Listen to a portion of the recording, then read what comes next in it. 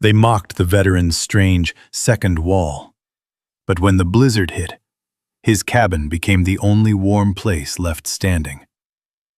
When the worst winter in years tore through the Bitterroot Valley, every cabin began to freeze from the inside out. Except one. Jason Hale, a quiet veteran, and his loyal dog Shadow, had built something no one understood, until it saved the whole valley. Before we begin, tell me in the comments, where are you watching from? Jason Hale drove the old pickup higher into the Bitterroot Range, the engine humming its tired song as the mountains swallowed him mile by mile. Snow still clung to the upper ridgelines, though fall was nearly over, laying quiet patches of white beneath the gray Montana sky. Beside him, Shadow sat upright in the passenger seat, ears alert, watching every rock, every tree, every shifting shadow, as if the entire wilderness were reporting into him. They were both veterans in their own ways. Scarred, tired, and searching for a place where the noise of the world couldn't follow. Jason had left the Army 6 months earlier, but the Army hadn't quite left him. Some mornings, he still woke in a cold sweat, heart pounding, half convinced he heard distant shelling or the thrum of rotors in the dark. Other days, the memories came softer. Faces of men he served with, laughter that faded too quickly, promises made in heat and dust. But those days hurt too, sometimes even more. So he'd packed what remained of his life into a rucksack, loaded Shadow into the truck, and headed for the one thing he hoped might save him: silence. The cabin he'd bought was cheap for a reason. Weather-beaten, leaning slightly to the east, the porch half collapsed, the roof missing more shingles than it had left. But it sat in a small, quiet valley where the mountains seemed to cup their hands around the land, holding it steady. Birch trees whispered at the edges of the clearing. A narrow creek cut through the frost-hardened soil. And there, in the stillness, Jason felt something like a pulse. Slow, steady, patient. A rhythm the city had long forgotten. He stepped out of the truck and inhaled the cold, pine-thick air. Shadow leapt down beside him, nose low to the ground, tail sweeping once in approval. This was different from the compounds, from the checkpoints, from the rigid schedules that carved time into pieces. Out here, time stretched until it felt almost soft. Home, Jason muttered under his breath. Not a declaration, just a hope. Shadow brushed against his leg as if agreeing. The locals had watched him with quiet curiosity the day he signed the papers for the property. The clerk at the small county office gave him that familiar tight smile people offered veterans when they didn't know what to say but wanted to seem respectful. Outside, 2 men leaning against a gas station wall had looked him up and down, then exchanged a comment he didn't catch. In a town this small, everyone learned everything quickly, and word traveled faster than smoke in dry wind. The stranger was a vet from someplace hot, someplace dangerous, someplace people whispered about, but didn't understand. Up here, in the high country, there were 2 kinds of silence. The kind the mountains gave freely, and the kind that grew between people when they weren't sure what to make of you. Jason knew both. He'd lived in both. He'd chosen the mountains anyway. He pushed open the warped cabin door. Dust drifted from the rafters, swirling in the weak afternoon light. The floor creaked under his boots. A draft slipped through the chinking between the logs, cold and sharp. It wasn't much. It wasn't even good. But it didn't judge him, didn't ask him to explain why he sometimes stared too long at nothing, or why loud noises made him flinch without thinking. It just waited for him to decide what to do next.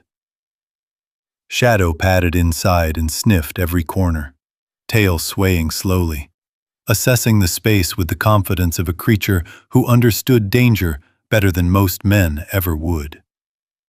Jason watched him for a moment, letting the steady movement of the dog ease the tension coiled tight in his chest. "It's just us now," Jason said softly. Shadow looked back at him with warm, steady eyes, the kind that didn't ask for explanations or apologies, the kind that simply stayed. That night, as the wind pressed against the thin walls and the mountains darkened outside, Jason sat on the cabin floor with his back to the cold logs. Shadow curled beside him. The silence was deep here, deeper than any silence he'd ever known. It wasn't empty. It was thick with the weight of a life he hoped he could still rebuild. But the darkness behind his eyelids didn't care about new beginnings. It rose up like it always did, memories sharp as broken glass. And for a moment, Jason felt the old panic crawl up his spine. Shadow nudged him, pressing his head against Jason's shoulder, grounding him. The shaking eased. His breathing settled. "Yeah," Jason whispered, resting a hand on the dog's back. "We're gonna be all right." Outside, winter gathered itself along the peaks, whispering through the birches. Inside, a man and his dog breathed in the same quiet rhythm. Two survivors learning how to live again in a world that had almost forgotten them. In the morning, Jason would begin fixing the cabin. In the days ahead, he'd start a project no one in the valley understood. And soon, the neighbors who whispered about him would start laughing. But for tonight, the mountains held him gently, and Shadow kept the nightmares from swallowing him whole. "Home," Jason said again, almost believing it this time. Shadow's tail thumped once in the darkness. By the next morning, frost clung to the tall grasses around the cabin, silvering the whole valley like someone had brushed it with paint. Jason stood on the porch, hands in his jacket pockets, breath drifting in front of him in pale clouds. The cabin behind him creaked softly as the sun touched it, the old wood waking as slowly as he did. It was quiet in a way that pressed against his ribs, but at least it wasn't the kind of quiet that came right before an explosion. This kind he could live with. Shadow trotted out and sat at his side, head lifted to catch the faint breeze rolling down from the northern ridge. The dog sniffed once, then twice, ears flicking forward. Jason scratched the fur behind his ear. "Yeah," he murmured. "I smell it too. Winter's closer than it should be." The valley looked peaceful, but the mountains didn't lie. Thin ice had formed overnight along the creek bed, a warning. Jason knew what cold could do. He'd seen men in the Arctic training camps underestimate it and pay for their arrogance. He wasn't going to make that mistake now. He fetched his tool belt from the truck, lifted the measuring tape from the passenger seat, and stood in front of the cabin. Study the walls the same way he once studied incoming terrain through a dusty scope. Shadow sat behind him, watching with that serious look of his, as if he were evaluating the plan too. The locals wouldn't understand. No one ever did at first. But Jason had lived in enough cold zones to know a single log wall could betray you. Wind found every crack. Pressure forced cold air through the tiniest gaps. More firewood didn't solve the problem. It only fed a losing battle. The answer wasn't more heat. It was stopping the cold from stealing it. A second wall. A dead air buffer. A trick he learned from old soldiers and northern survivalists. Simple physics married to stubborn patience. He spent the next few hours walking the perimeter of the cabin, sinking small wooden stakes to mark a perfect rectangle 14 inches out from the original wall. The ground was stony and uncooperative, but Jason was used to fighting terrain. Shadow followed each step he made, leaving clean paw prints in the frost. Later that afternoon, As Jason unloaded a bundle of rough-cut boards from the truck bed, a voice called from the tree line. "You settling in, soldier?" Jason turned to see Frank Crowley approaching, hands shoved deep in his jacket pockets, the swagger in his walk measured and familiar in a way Jason didn't care for. A man who liked knowing more than the next guy. Shadow lowered his head and let out a soft rumble. Frank nodded toward the stakes and string outlining the cabin. "What's all this? Building a corral for the house?" He laughed at his own joke, the sound sharp in the cold air. Jason didn't rise to it. "Weatherproofing," Frank snorted. "Looks more like one of those contraptions you military types dream up when you don't know what to do with yourself." Jason kept working, lifting a plank and resting it against the porch rail to start sanding the edge. The rhythm steadied him. Action always did. Frank didn't take the hint. "You know," he said, leaning a little too close, "folks in town say you're a bit wound tight. Maybe thinking too hard. A man fixes a cabin by chinking the gaps, not building a fence around it." Shadow stepped forward before Jason could speak, planting himself between the two men, tail stiff, eyes unblinking. Frank jumped slightly, then tried to hide it by clearing his throat. All right, keep your mutt calm," he muttered. Jason rested a hand on Shadow's back, feeling the muscles tense under the fur. "He's calm," Jason said evenly. "He just reads people better than most." Frank's lips pressed thin. "Well, do what you want, but everyone's gonna have a good laugh at that, whatever it is you're building." He walked away, shaking his head. Jason watched him go, the man's footsteps crunching through the frost until they faded into the trees. "Let them laugh," Jason whispered. "They don't have to live in this cabin when the wind starts tearing at the walls." Shadow bumped his leg with his nose, as if agreeing. By sundown, Jason had erected the beginnings of the outer frame, upright boards spaced cleanly, anchored deep into the ground. It already hinted at the shape of something unusual, something built with purpose. The sky above burned with streaks of orange and violet, and the temperature dropped quickly as darkness stitched its way across the valley. He stepped back to study his work. The cabin, once small and lonely, now looked like it was being guarded by a second skin, a silent shield forming around it. More than once he'd felt eyes watching from the far tree line. Maybe locals, maybe curious hunters, maybe just the mountain playing tricks. But every time the wind picked up and carried those faint whispers of laughter or talk, Jason felt Shadow stiffen beside him. "You and me," Jason murmured, "just like always." Shadow pressed against his thigh, warm and solid. Inside, when the night finally settled around the valley, Jason lit a small fire and sat with Shadow at his feet.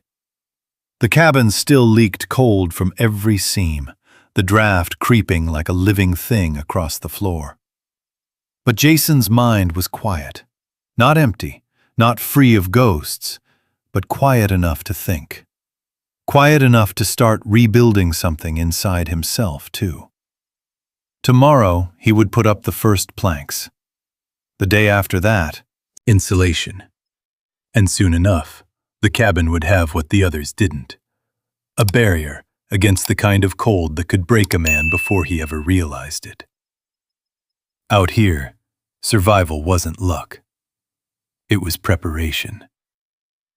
Jason glanced down at Shadow. The dog lay with his head on Jason's boot, eyes half closed, but alert. "We're gonna make this a real home," Jason said softly. Shadow thumped his tail once, and for the first time, Jason didn't doubt it. But the mountain nights had a way of stripping a man back down to the things he thought he'd buried. As darkness pulled itself across the valley like a heavy wool blanket, Jason fed the fire one last split log and lay down on the old cot he'd dragged into the corner.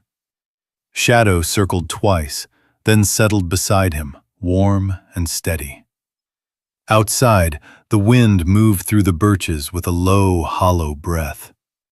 Inside, the cabin sighed and creaked under its own age. The sound should have been harmless. Wood shifting, nails adjusting. But to Jason's tired mind, the cracks and groans twisted into echoes of a world he thought he'd left behind. Somewhere deep in the night, his breathing changed. His jaw clenched. One of his hands twitched, curling into a fist around nothing. The wind gave a sudden push against the wall, and Jason was no longer in Montana. He was back under a scorching desert sky, dust choking the air, radio static screaming in his ear. He heard shouting, his men, but he couldn't make out their words. Someone called his name, then the ground shook, and everything went white. Jason! Except the voice wasn't from the past. It came from a living, breathing creature lying beside him. Shadow barked sharply, a single warning burst. Jason's eyes flew open, wild and unfocused, chest heaving as if he'd sprinted a mile uphill. His hands grabbed at the blanket as though trying to orient himself in the dark. Shadow pressed his weight onto Jason's torso, not rough, not panicked, but firm and grounding. The dog had been trained for this. The canine units weren't just trackers. Some were taught to interrupt anxiety spikes in soldiers, to pull them away from the edge before they went over. Jason's breath came out ragged. He pushed a shaking hand through his hair. "It's okay," he whispered, voice cracking. "I'm okay, buddy." Shadow didn't move until Jason's heartbeat slowed. Only then did he lift his head and nuzzle Jason's chin. His warm breath a reminder that this moment, this night, was real. Jason sat up slowly, elbows on his knees, staring at the flickering firelight as it painted trembling shadows along the cabin walls. His throat felt tight, and he swallowed hard against it. PTSD wasn't something he talked about, never had. But out here, with nothing but silence pressing in, memories found their way through the cracks like the cold wind. "I'm supposed to be done with all that," he muttered. "New life, new start." Shadow rested his head on Jason's thigh, eyes soft, patient, not judging, just there. Jason wiped the heel of his hand against his eyes, frustrated at the sting he couldn't stop. "Guess the war didn't get the memo." The fire popped, sending a spray of sparks dancing up the chimney. Jason stared at them, remembering nights when sparks meant something different, danger, not warmth. And then, slowly, as the moments passed and Shadow's breathing steadied beside him, that tight knot in his chest loosened. He reached for his notebook, an old military-issue green pad he kept out of habit more than purpose. Tonight, though, he opened it. With a pencil worn down to a nub, he wrote in slow, uneven strokes. "The cabin will be strong, stronger than me, strong enough for both of us." He closed the notebook and set it aside. The act didn't fix anything, but it quieted something in him. By dawn, exhaustion finally pulled him into a dreamless sleep. Shadow curled tightly at his side. When Jason stepped outside the next morning, the cold bit his cheeks like needles. He gathered himself, adjusting the strap of his tool belt. There was work to do, real work, the kind a man could see with his own eyes, shape with his own hands. That mattered. He raised the first board of the outer wall frame and checked its alignment. Shadow sat close, tail sweeping across the frost as he watched. Jason lifted the hammer. The sound of the first nail striking home echoed across the valley, firm and deliberate. It wasn't just the beginning of a wall. It was a declaration. A quiet one, but a declaration nonetheless. that he'd build something here that couldn't be shaken by memories or storms. As the morning wore on, Jason lost himself in the rhythm. Measure, cut, align, nail. The smell of sawdust carried on the breeze. Birds chattered in the treetops. Each precise movement replaced a different memory, pushing the old noise back into its corner. But every now and then, he caught Shadow staring at him. Not with fear, not with worry, but with that soldier's understanding. They were both creatures stitched back together after too many close calls. They both knew the price of letting one bad night define you. Jason paused, brushing sawdust from his hands. "Thanks for last night," he said quietly. Shadow leaned into his leg, steady as ever. Jason looked at the skeleton of the second wall rising around the cabin. It didn't look like much yet, but when the storms came, and they would come, this place would hold. And maybe, just maybe, so would he. The next week slipped by in a rhythm Jason hadn't felt in years. Each morning he woke before the sun crested the ridge. He brewed coffee strong enough to jolt the sleep from his bones, then stepped outside with Shadow trotting close behind, paws crunching lightly on the frost-bitten ground. Every day the air felt sharper, tighter, like the mountains were drawing in a slow breath.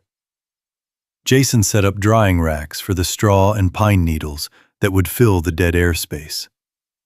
He stripped old bark, cut lengths of rafter wood, and built vents under the eaves.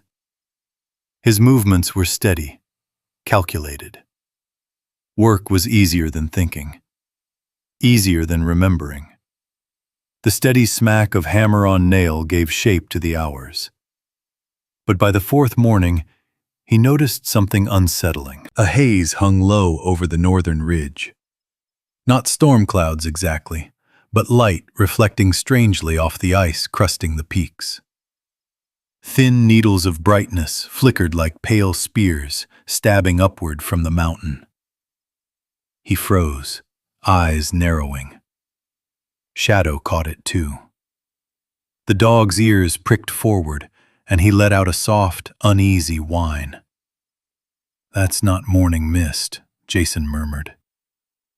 It had been years since he'd served in Alaska, but the memory of those skies, bright halos forming before brutal wind fronts, was not something a man ever forgot. Back then, soldiers joked that the sky lit up just to warn them their bones were about to freeze. Jason rested his hand on Shadow's back. The dog trembled once, barely noticeable except to a man who knew him like his own breath. "We've got weather coming," Jason whispered. "Real weather." Later that afternoon, as Jason hauled another load of cut boards toward the outer frame, a voice drifted across the clearing. "You building that barn inside out?" He turned to see Linda Crowley standing with her arms crossed, scarf loose around her neck. Her breath fogged in the cold air. Though her tone was light, curiosity etched her features more than mockery. Jason leaned the boards against the wall. "Not a barn," he said. "A second skin." Linda's eyes flicked to the structure. "Frank says you're overthinking it. Says winter's winter. Comps around here just throw another log on the fire." Jason didn't respond immediately. He wasn't offended. Not exactly. He'd lived among enough civilians to know most people only understood cold as discomfort, not as danger.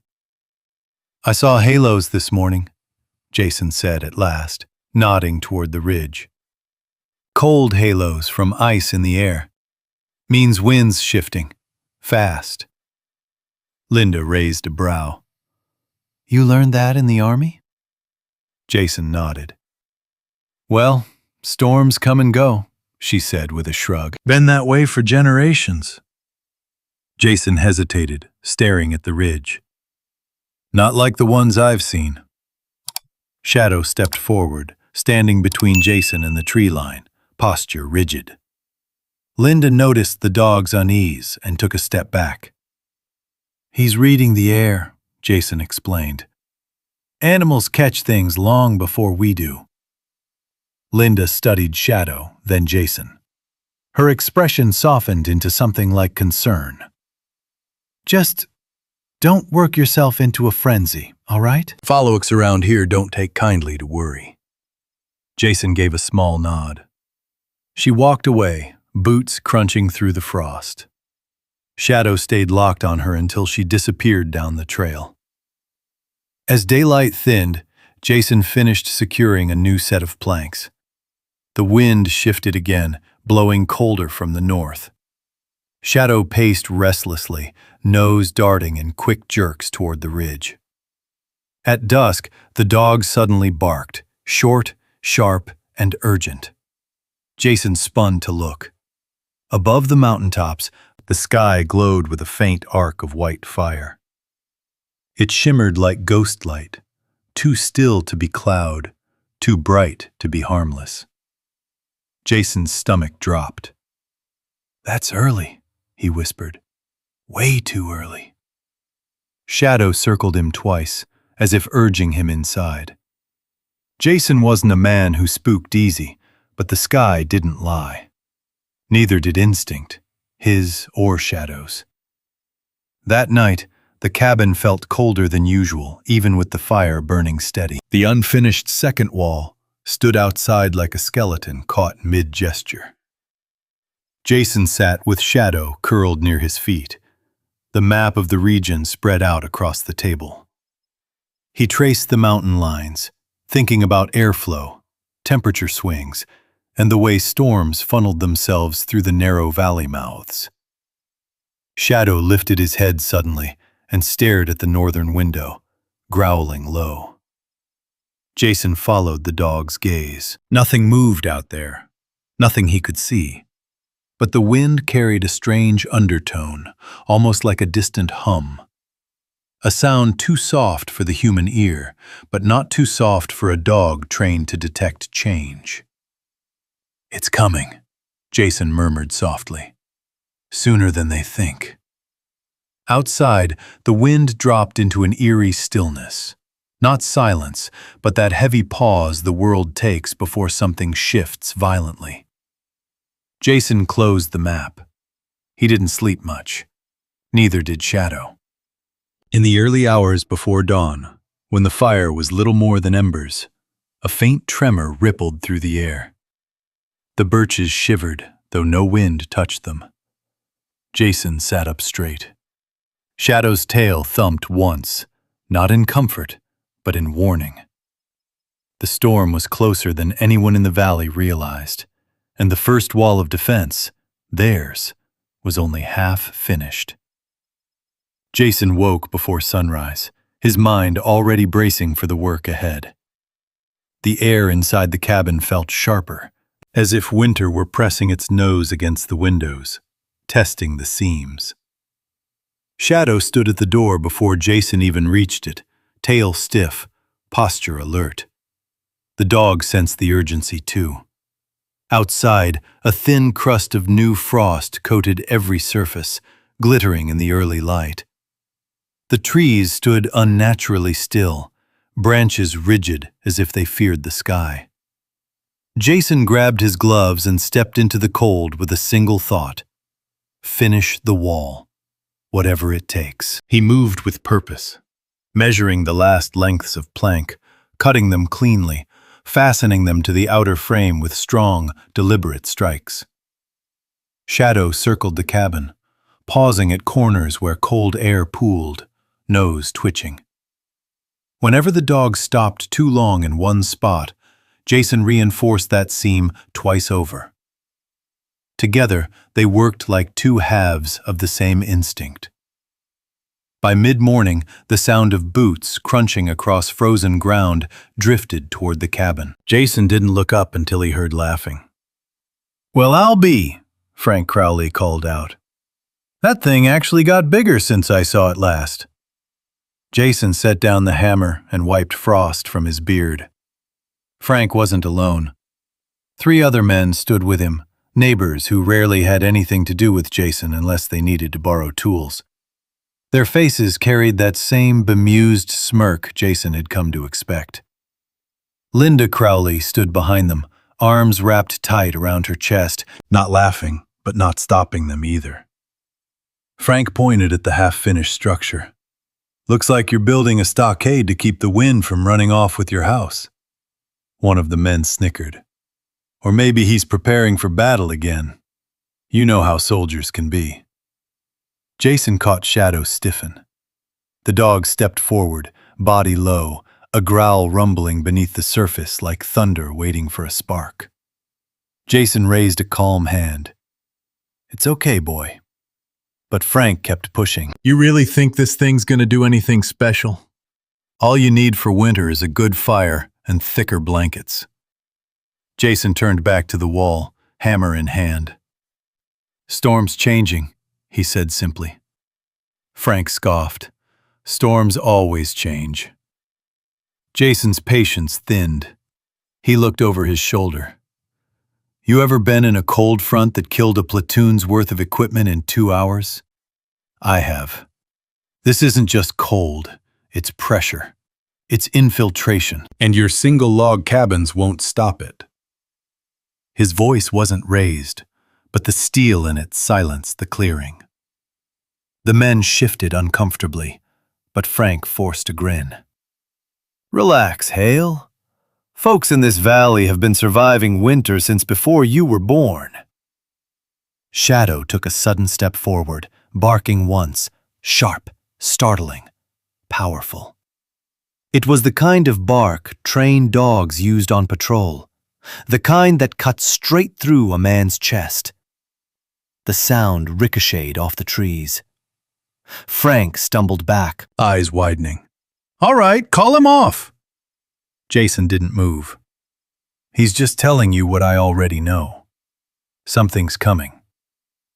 The wind chose that moment to sweep down from the ridge, carrying with it a sound like distant, cracking ice. Linda's eyes darted upward. Even she couldn't ignore the pale shimmer forming again near the mountaintops. "Maybe we should head back," she said quietly. But Frank waved her off with a snort. "I'll believe danger when I see it." They left soon after, muttering to each other. Shadow watched them disappear down the slope, hackles still raised. Jason knelt and placed a steadying hand on the dog's shoulders.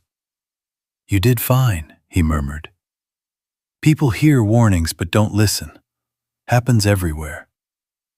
Shadow leaned into him gently, eyes softening. By late afternoon, the temperature dropped another 10 degrees. Jason could feel the cold seeping into his fingertips, even with gloves on. His breath came out in thicker clouds. Behind the cabin, the creek had already begun forming a thin sheet of ice. He worked faster. Every plank of the outer shell went up, every seam sealed with battens he cut by lantern light.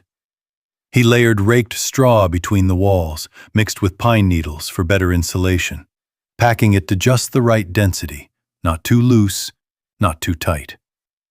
He left vent slots beneath the eaves, just as he'd learned years ago, back when winter survival meant more than comfort. It meant life. Shadow hauled small bundles of straw in his teeth, one after another, dropping them at Jason's feet with that practiced efficiency he once used carrying gear on deployment. Jason didn't ask him to do it. Shadow simply knew. As darkness crept across the valley, Jason nailed the final batten into place. He stepped back, sweat cooling too quickly on his skin, breath hard. The double wall stood complete at last, a rough, wooden armor surrounding the cabin like the ribs of a massive beast. Lightning flickered faintly across the ridge. Not bright, not loud, just ghostly hints of what waited beyond. Shadow pressed close to Jason's leg, staring toward the mountains, ears pinned back. "We made it," Jason whispered, hand buried in the dog's fur. "Right before the storm." He didn't know how he knew. He just did. The animals knew. The air knew. The land knew. And soon, everyone else would know too. Because winter wasn't coming anymore. It had arrived. The wind struck Jason's cabin in a sudden, snapping gust just after midnight. So violent, it rattled the windows in their frames and sent a thin spray of powdered snow through the cracks of the front door. Jason sat bolt upright on his cot, instincts firing like they had in the service. Shadow leapt up at the same moment, landing lightly despite the urgency, ears pricked and muscles taut. A second gust rolled through the valley, deeper and heavier, like a giant dragging its hand across the mountainsides. The cabin groaned. Snow hissed against the outer wall with the sound of sand blown across metal. Shadow growled low. Jason swung his legs to the floor and pulled on his boots, moving quickly, but with the careful precision of someone who had lived too many nights waiting for danger. He opened the cabin door just a crack. A wall of icy wind shoved back against him, nearly knocking him off balance. Snow flew sideways, not falling, but attacking, slicing through the beam of his lantern like white fire.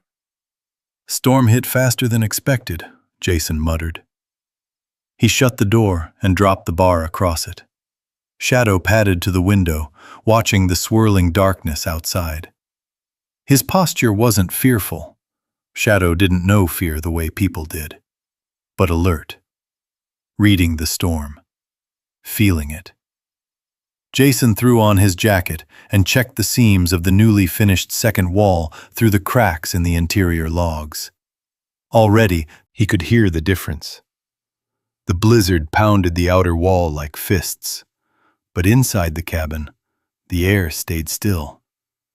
No whistling drafts, no icy fingers creeping under door frames. It was working.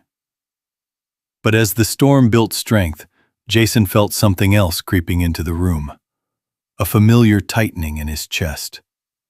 Sudden storms always twisted some old wire in his mind, tying present danger to memories that still lived too close to the surface.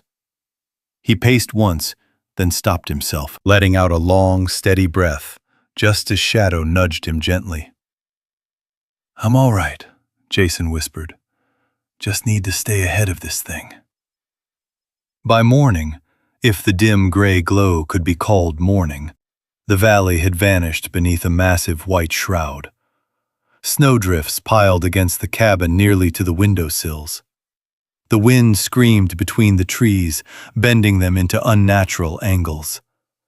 Jason opened the door cautiously and pushed against the weight of snow until he carved out a narrow path. Shadow darted outside first, sticking close to the wall where the wind had less reach. He sniffed along the new outer structure, checking each seam, each plank. Silent, focused. A soldier on patrol. Jason stepped beside him and felt the sting of the wind slice across his cheek like a blade. Even through layers of clothing, it cut straight to the bone. "Colder than it should be this early," he murmured. A tremor rippled through the air, subtle but unmistakable. A warning buried in the heart of the storm itself. Shadow's growl deepened. Jason crouched next to him. "Yeah, buddy, I hear it too."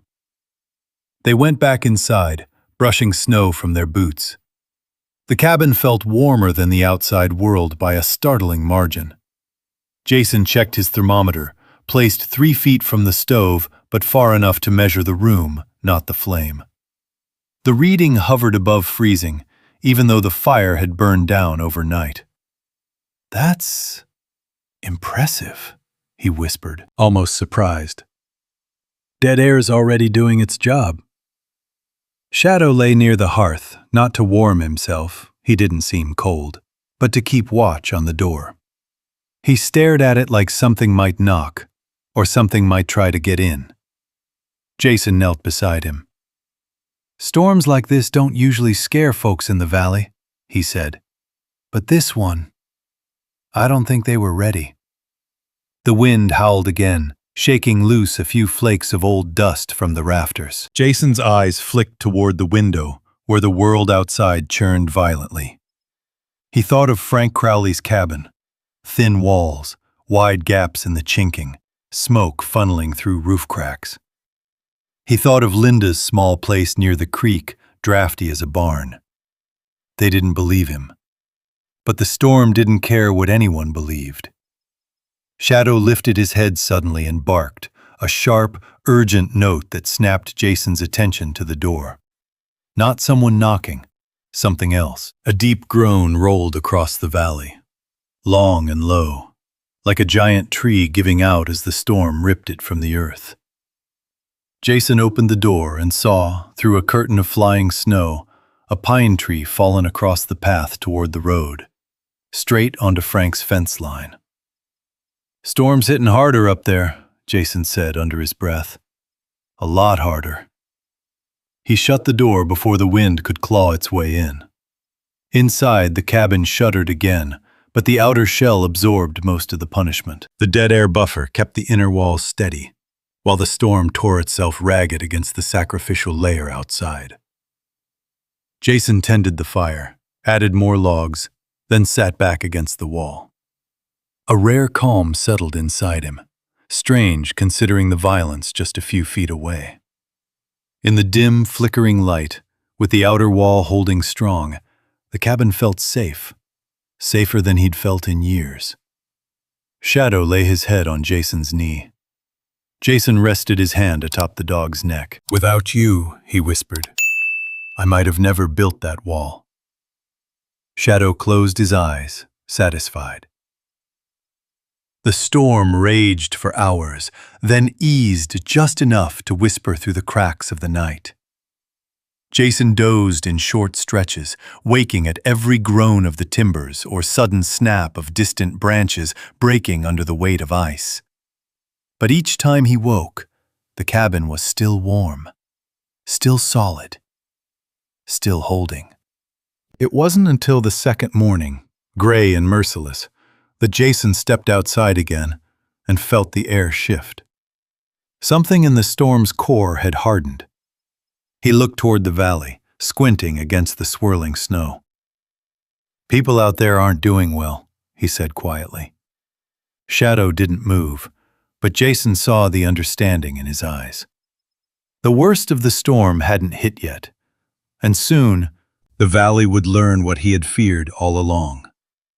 A single log wall wasn't built to survive what was coming. By the third day of the storm, the Bitterroot Range was unrecognizable. What had once been a peaceful valley, thin birch trees, winding creek, distant ranch lights, was now nothing but white chaos. Snowdrifts rose like frozen waves against fences and cabin walls. Wind clawed across the land in howling sweeps, tearing through gaps, prying at roofs, hunting for weakness like a living thing. Jason stood at his window, breath quiet, watching the way the storm moved as if it had intention. Shadow sat beside him, posture stiff, ears locked forward. The dog had barely rested since the wind changed. He sensed what Jason did. Something wasn't right out there. The first sign came mid-morning, a distant thump, then another, then a long, low groan that rolled across the valley floor. Shadow barked sharply. Jason threw on his jacket and pushed the door open against the weight of snow. Through the white blur, he spotted a collapsed section of fence near the Crowley place. But it wasn't just the fence. The roof of their woodshed had caved in. Smoke sputtered weakly from their chimney, not rising but swirling downward, caught and crushed by the wind. "That's not good," Jason muttered. He stepped back inside and grabbed his binoculars. The view through the glass tightened around Frank Crowley's cabin. Even from a distance, Jason saw the problem. Frost covered the inside of their windows. Inside. Their stovepipe rattled violently in the wind. A woman, Linda, darted past the window with a blanket wrapped around her shoulders.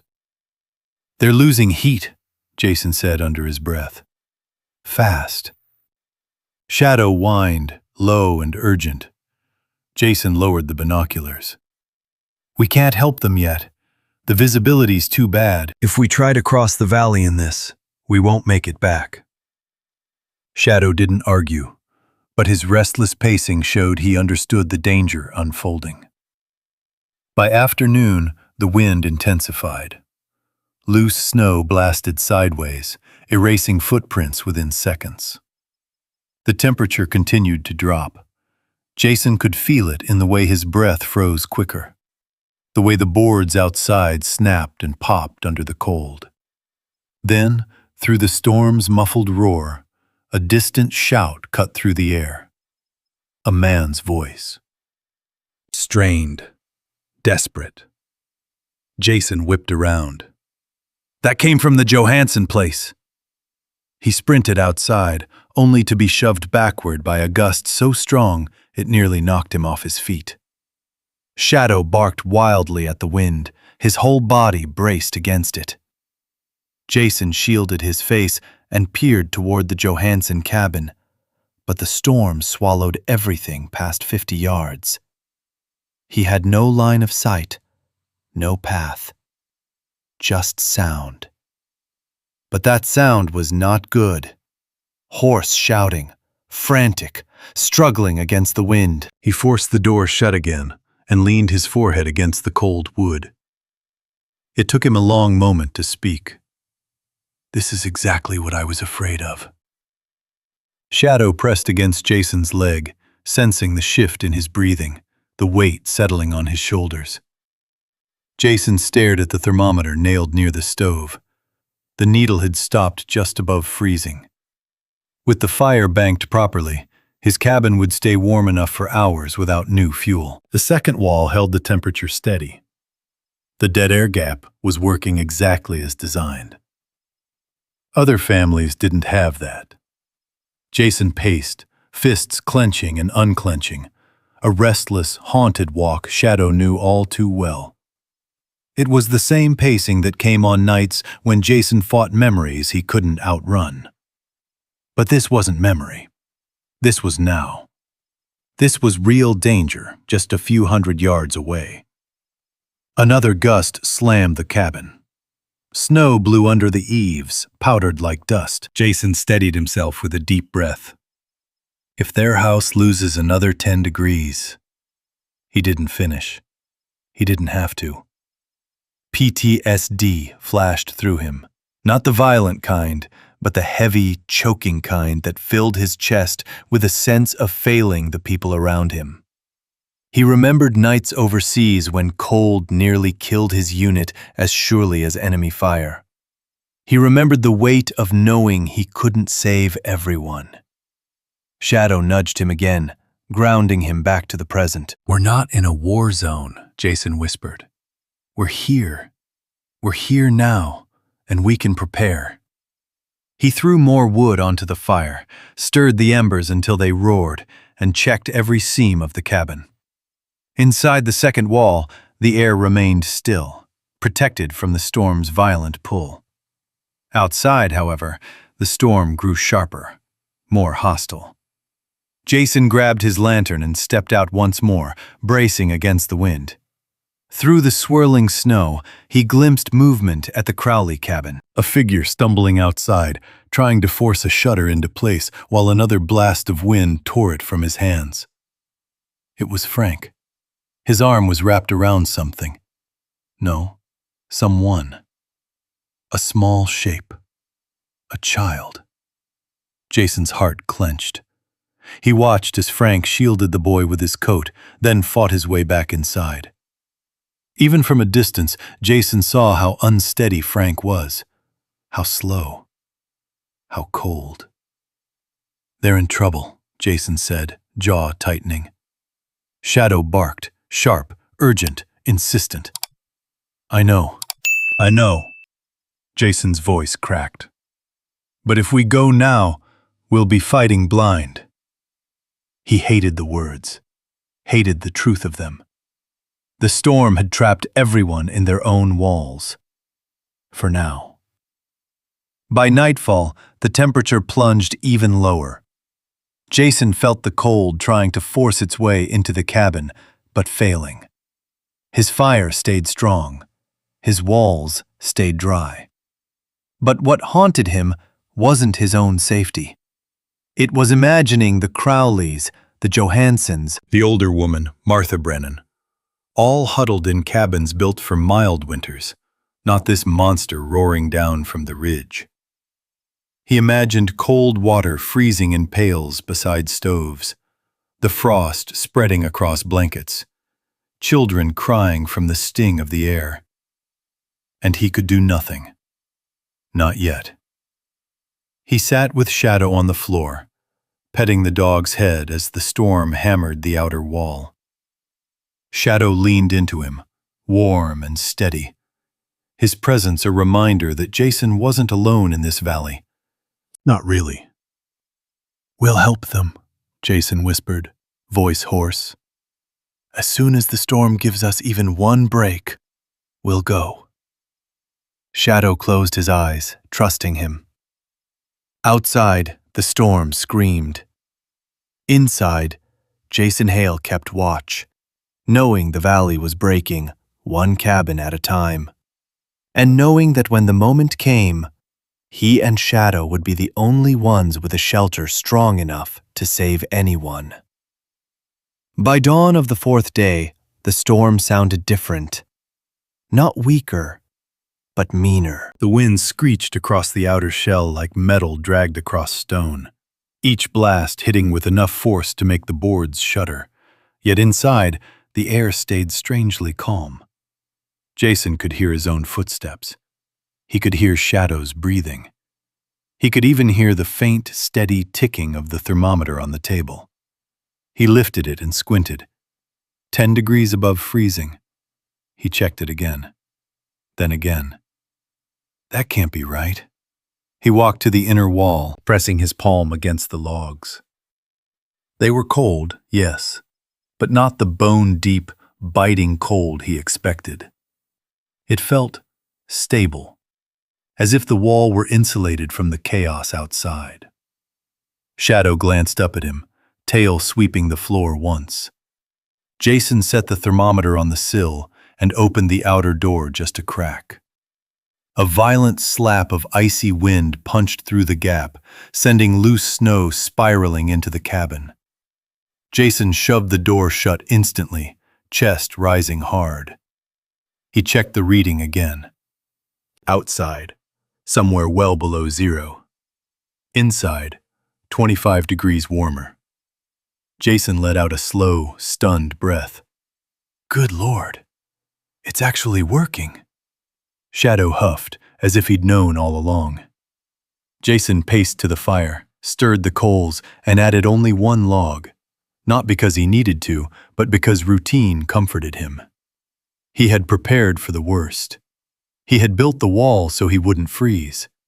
He had built it because war taught him one lesson above all. You don't rely on luck. You make your own chance of living.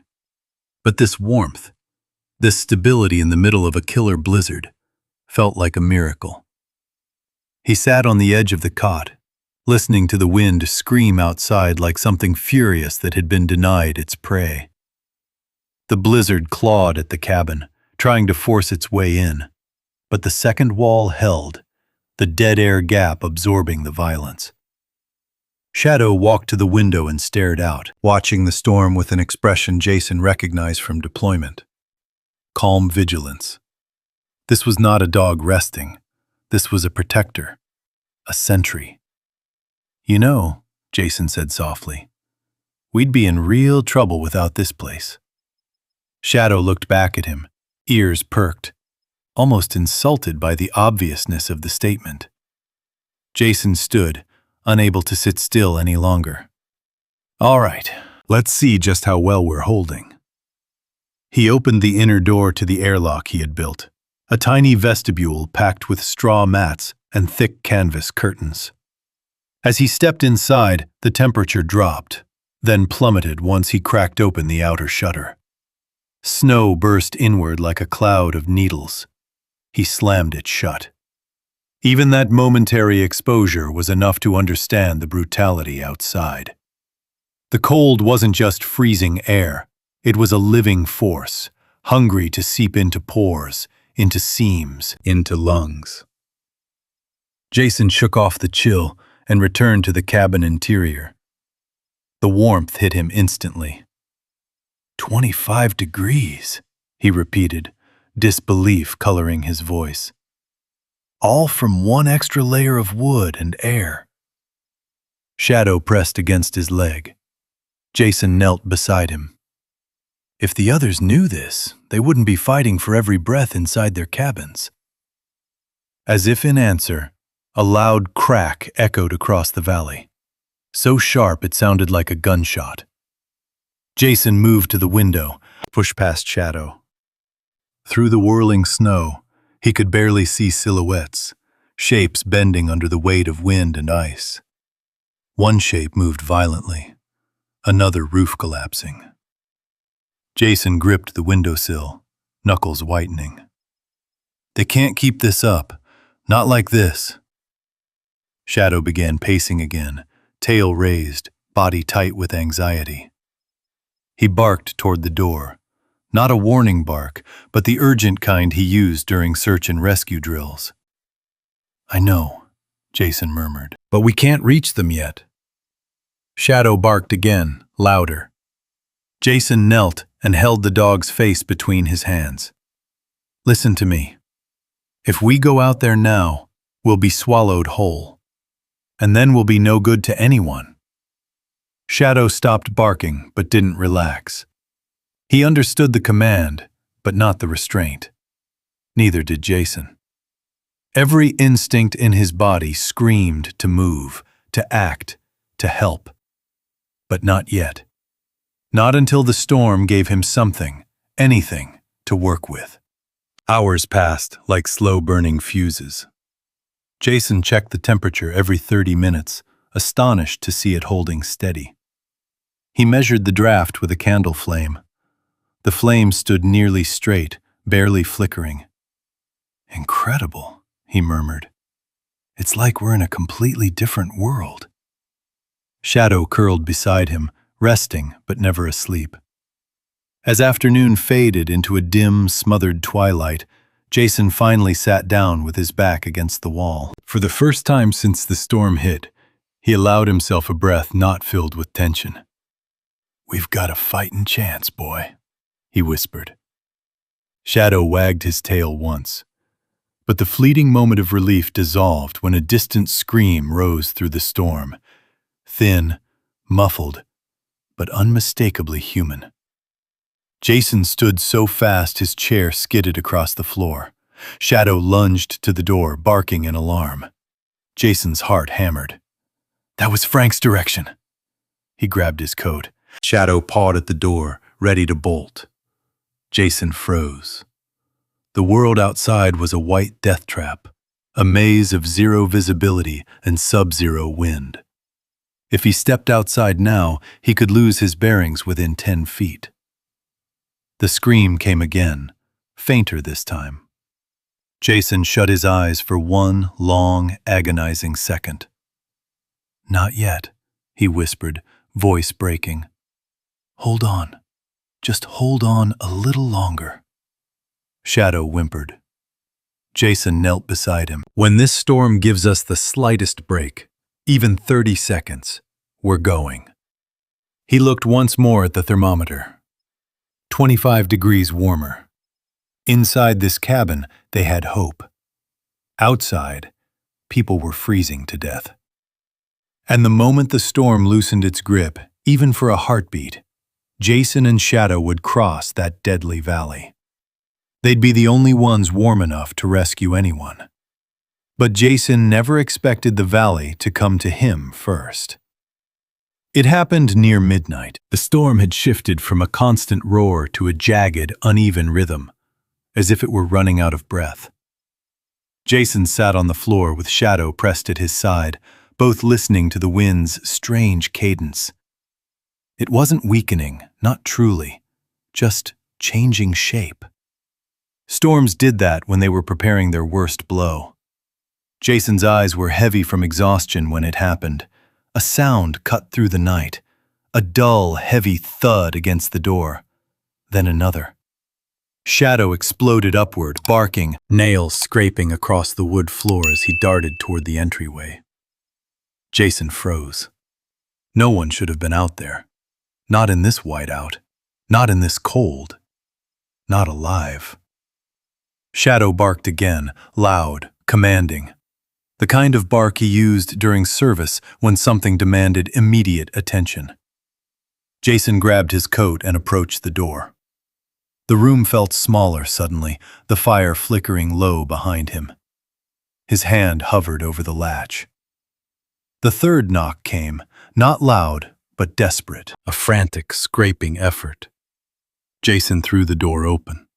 A blast of icy wind shoved into the cabin, carrying snow and a collapsed figure with it.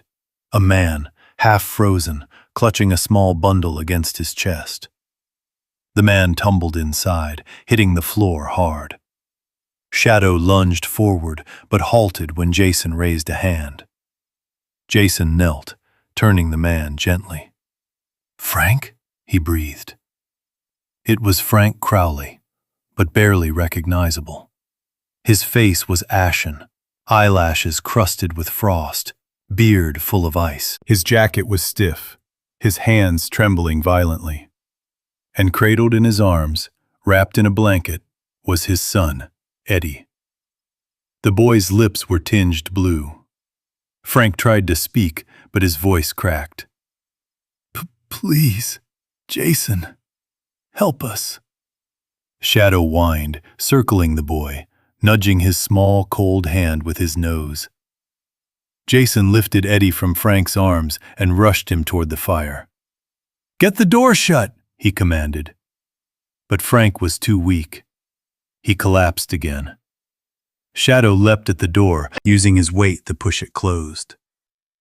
Jason kicked the latch shut, sealing out the screaming wind.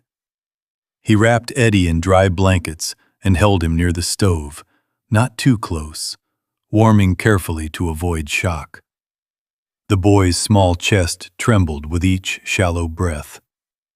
Jason looked at Frank. "What happened?" he asked, voice low, controlled. Frank coughed, shuddering. "The cold. It got inside. Martha Brennan. She's not breathing right. Linda sent me to get help. Everything's freezing, Jason. Our stove can't keep up. The walls feel like ice." Jason's heart hammered. He had feared this, but hearing it broke something inside him. Frank's voice cracked. "You were right. We laughed at you. God help me. We should have listened." Shadow nudged Frank's shoulder, then stood guard beside Jason, eyes locked on the door as if expecting more survivors. Jason steadied Frank with a hand on his back. "You did the right thing coming here." Frank shook his head. "I almost didn't make it. Eddie. He stopped answering me halfway down the ridge. I thought I was carrying a—" Jason cut him off gently. "He's alive. He's warming up." Frank's shoulders sagged in exhausted relief. Jason moved quickly. Hot tea for hydration, blankets for insulation, checking for frostbite. He treated them with the calm precision of a man who had done battlefield first aid too often. Shadow never left Eddie's side, lying close enough for warmth. Minutes passed, slow, heavy minutes, until the boy finally stirred. His eyelids fluttered. His hand twitched. Jason let out a long breath. "There you go, kid. Stay with us." Frank covered his face with shaking hands. Quiet sobs shook his shoulders. "You saved him," he whispered. "You saved both of us." Jason looked toward the outer wall, listening to the storm beat against it like a giant fist trying to break in. "This cabin saved you," he said. The wall held. Frank struggled to sit up. Please, Linda and Martha. They won't last another hour in that cold. Can we go get them? Jason's jaw tightened. He glanced at Shadow, then at the swirling white outside the window. Visibility was terrible, but not as deadly as earlier. The storm had shifted. Not exactly a break, but a crack in its armor. And it might be the only one they got. Shadow barked once, clear, decisive. Jason nodded. Yeah, we're going. Frank sagged in relief. Jason pulled on his heaviest coat, wrapped extra scarves around his face, grabbed rope, lantern, and emergency blankets. He checked the outer shell through a crack, strong as ever. Shadow was already at the door, wearing his old canine harness, ready. Jason secured the rope to his belt and attached the other end to Frank. Stay on this tether. If the wind takes you, Shadow and I will pull you back. Frank nodded shakily. Jason opened the door. The storm surged in like a living beast, but he leaned into it, muscles bracing. We move on my call, Jason shouted over the wind. Shadow growled, not in fear, but in fierce determination. His ears flattened against the gale, and he pressed close to Jason's side.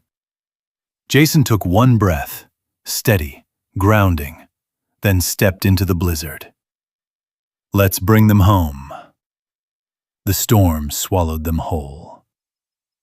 Inside the cabin, Eddie slept by the fire, warm at last. But the night was far from over. The storm swallowed Jason, Shadow, and Frank the moment they stepped beyond the safety of the second wall. Wind slammed into them like a moving wall of ice. Snow blasted sideways, stinging any exposed skin, forcing their eyes to narrow to slits. Jason leaned forward into the gale, one hand gripping the lantern, the other clutching the rope tethered between him and Frank. Shadow stayed glued to Jason's left side, pushing through snowdrifts that rose nearly to his shoulders. His black fur vanished against the swirling darkness, but his glowing eyes stayed locked on Jason, focused, unshaken. They moved slowly, step by punishing step, until the shape of Frank's cabin appeared through the haze like a sinking ship in a white ocean. The roof sagged under the weight of snow. The shutters flapped wildly in the wind, and the chimney, once coughing weak smoke, was now still. "Linda!" Frank yelled, but the storm stole his voice instantly. Jason gripped his arm. "Save your breath. Move!" They reached the door just as a violent gust whipped through the valley, ripping off one of the outer shutters. It spun through the air and smashed into the porch post with a splintering crack. Shadow barked at it, warning, then turned back toward the door, paws digging into the snow for balance. Jason yanked the latch. The door flew open on its own, as if pushed from inside. Except it wasn't warmth that hit him. It was cold. Bitter, sharp, deadly cold that clung to skin like ice burn. Frank stumbled inside first. Jason followed, Shadow at his heel. The sight stopped all three in their tracks. Linda Crowley knelt beside the wood stove, desperately feeding it broken pieces of furniture. Her hands were shaking violently, her lips were pale. Behind her, Martha Brennan, the elderly neighbor who lived alone, lay on a cot under several blankets, each one stiff with frost. Her breaths were shallow, weak. "Jason!" Linda gasped when she saw him. "Thank God!" We can't keep the fire going. Everything's freezing. Martha she can't breathe right." Jason felt his chest tighten. He had seen this kind of cold before. It wasn't temperature anymore. It was a force that hunted lungs, stole breath, numbed the body until it simply stopped being able to fight. Frank fell beside his wife, wrapping his arms around her. Jason scanned the room quickly. Ice formed along the inside of the walls, shimmering like glass in the lantern light. The cabin was becoming a freezer, and fast. "We're getting all of you out," Jason said. "Right now." Linda nodded, but her eyes darted to the window as another blast of wind shook the house. "Jason, the storm. You'll never get us back across." Shadow growled low, stepping between Linda and the wall as if guarding her. Jason knelt beside Martha and checked her pulse. Faint, but steady. He wrapped an insulated blanket around her and tucked heat packs beneath her arms and along her sides. "She comes first," he said. "Frank, you carry her." Frank hesitated, exhausted, but nodded. Jason turned to Linda. "You stay between us. Shadow will guide you." The dog looked up at Jason with pure readiness, tail stiff, ears forward. Jason cracked the door open. The storm roared inside, throwing snow in every direction. The lantern flickered wildly.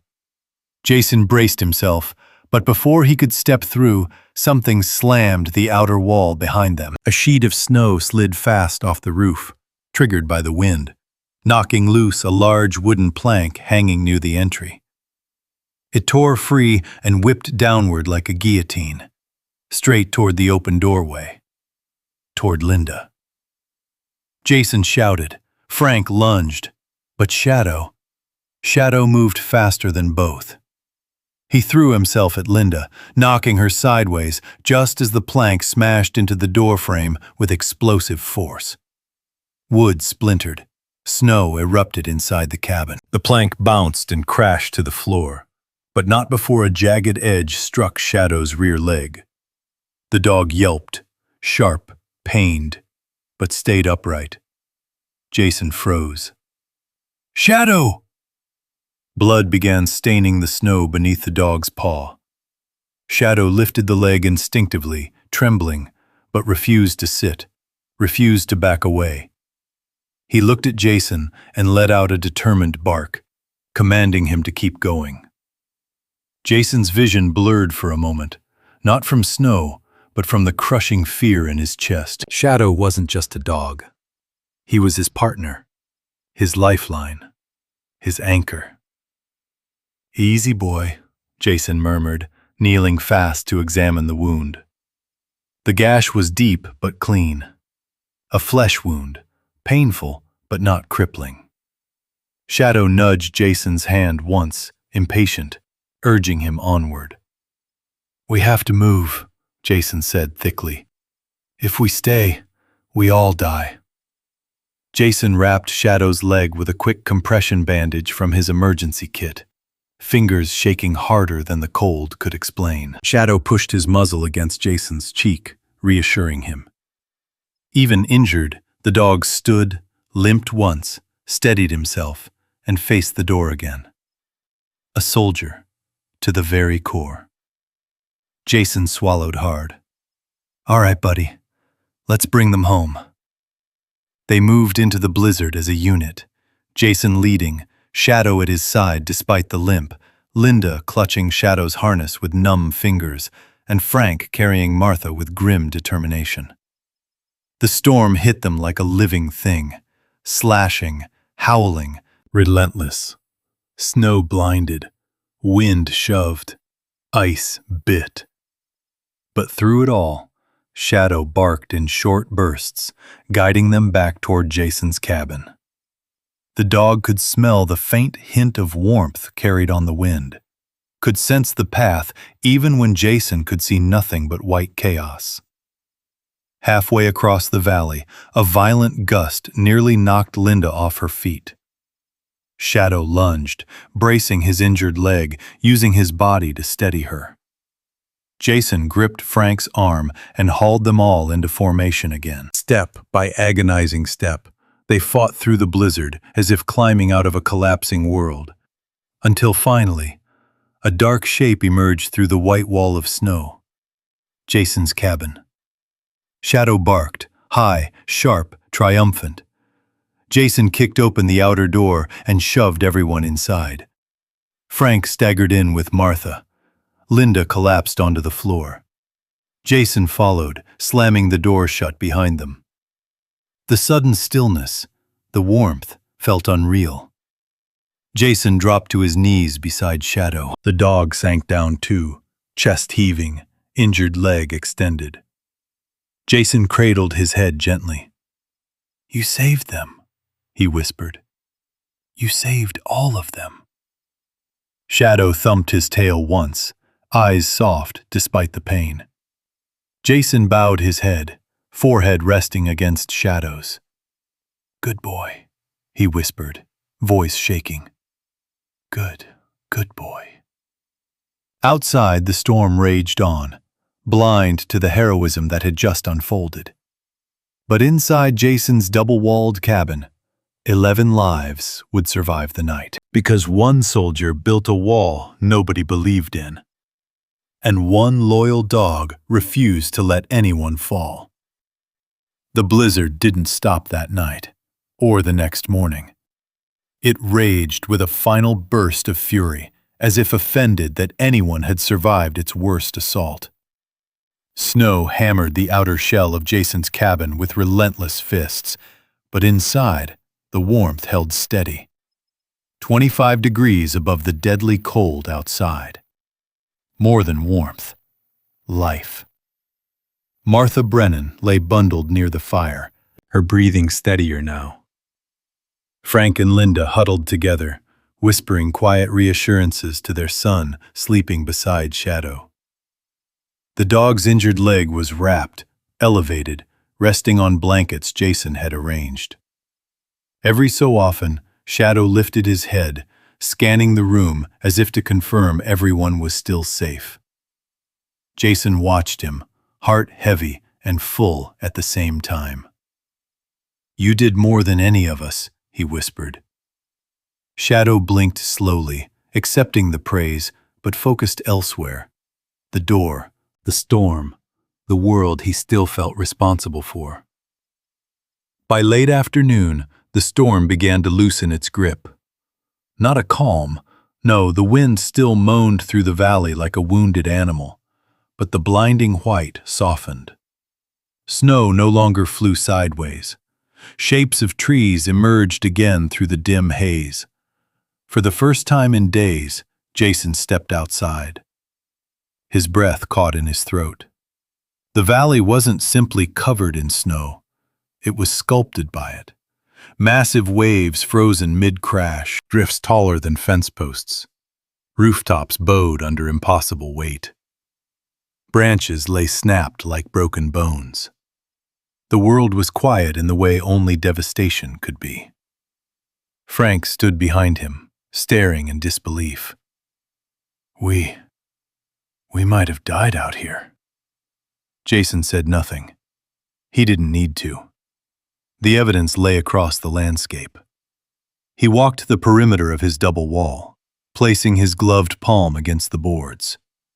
They were ice cold on the outside, but inside? Inside, the wall felt almost warm, protected, alive. Frank watched him, awe creeping across his features. "Jason, how did you know to build it like this?" Jason didn't turn around. "I didn't know. I just learned to respect the cold, learned what moving air can steal." He finally faced Frank, and learned not to trust a single wall between life and death. Frank lowered his head, shame and gratitude mixing across his expression. "We laughed at you. We all did."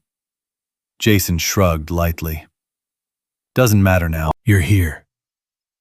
Linda stepped out next, holding Eddie asleep against her shoulder.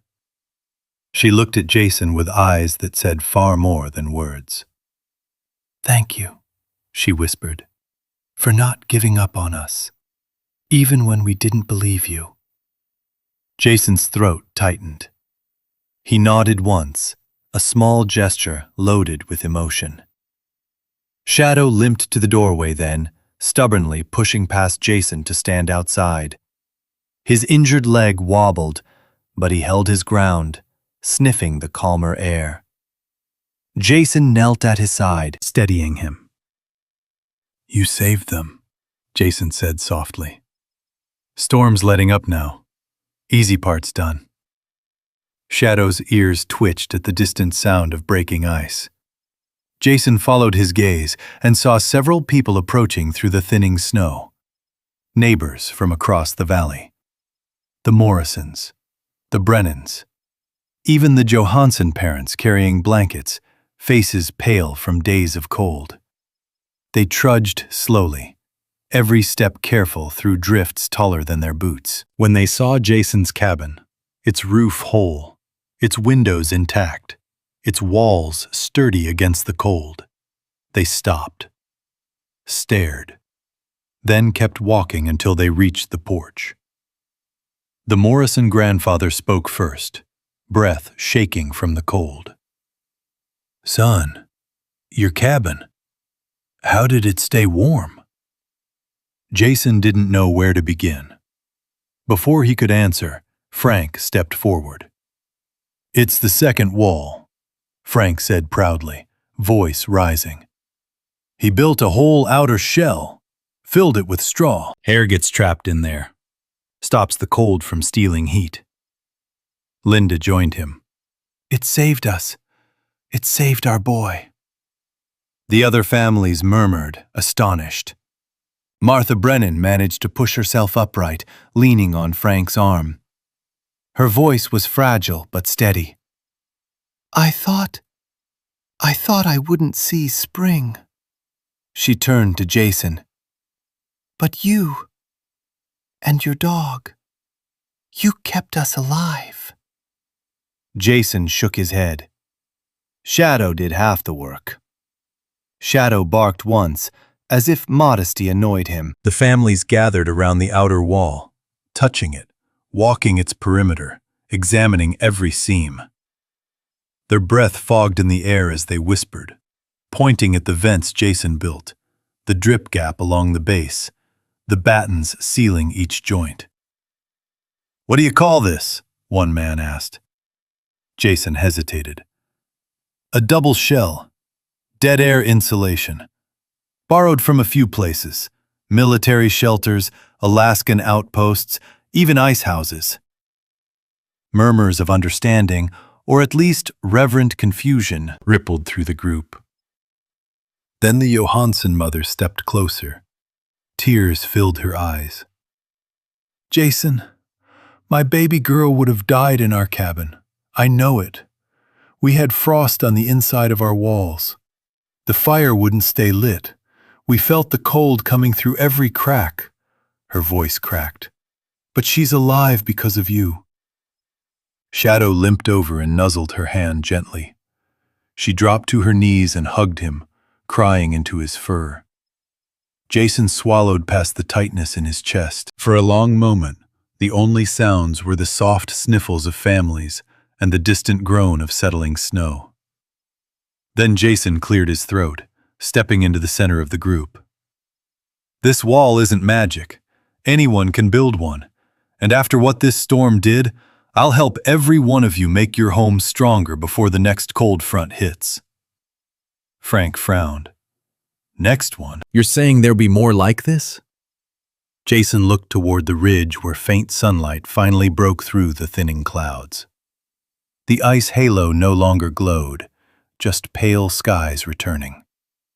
"Yes," Jason answered quietly. "This storm won't be the last. But now we know how to fight it."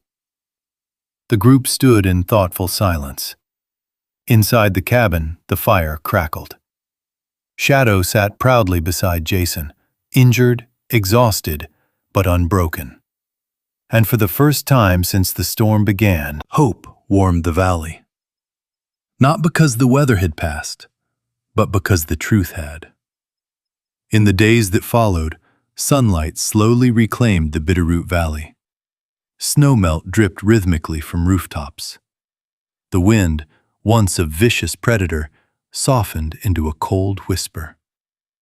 The world emerged from the blizzard's grip, bruised, battered, but alive. And at the center of it all stood Jason Hale's cabin.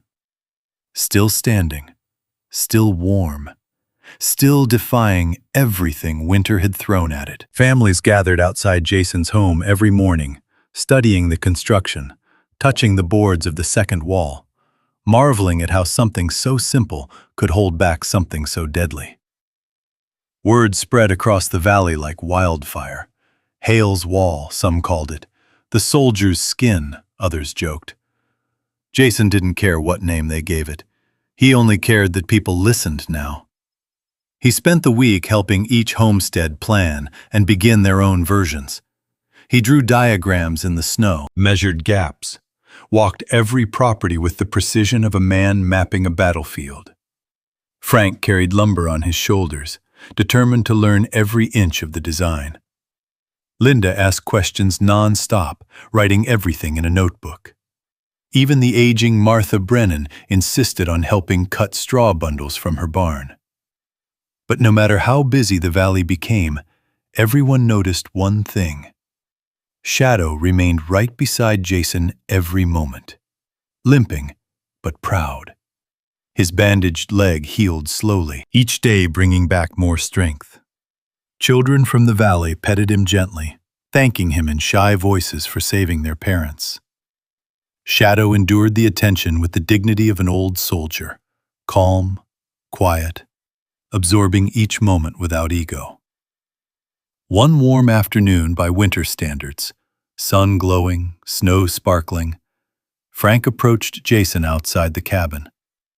He held a worn hammer in one hand and a folded piece of paper in the other. "Jason," he began, clearing his throat, I owe you something." Jason kept working on a new door frame reinforcement. "You don't owe me anything, Frank." But Frank insisted. "Yeah, I do. We mocked you, called you crazy, and you still saved my boy." Jason paused, jaw tightening with emotion he didn't want to show. Frank unfolded the paper, revealing a simple sketch of Jason's cabin. Double wall, vents, drip gaps. It was titled in Frank's shaky handwriting, "Hale Shelter, version for beginners." "You changed the valley," Frank continued. "We'll teach this to our kids, and they'll teach it to theirs." Jason stared at the drawing for a long moment. His throat tightened. "What matters is keeping folks warm, prepared."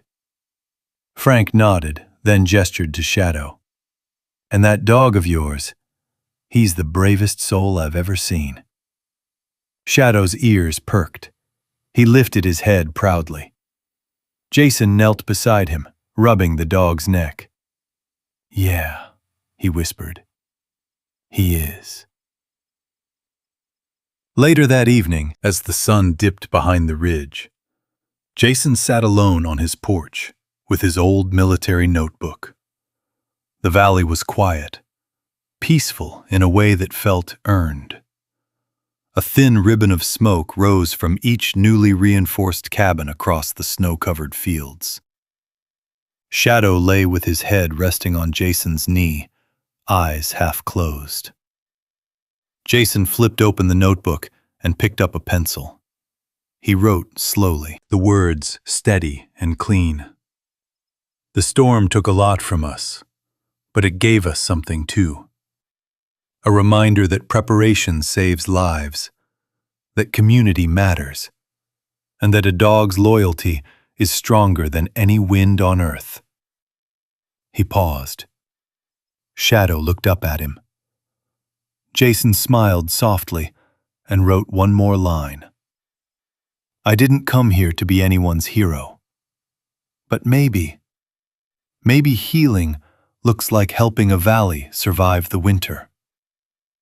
When he closed the notebook, the wind shifted gently, as if approving. Frank's voice echoed faintly from down the road. "Lights out, Linda, and put more straw in the wall gap." Families laughed. Kids chased each other through soft snowbanks.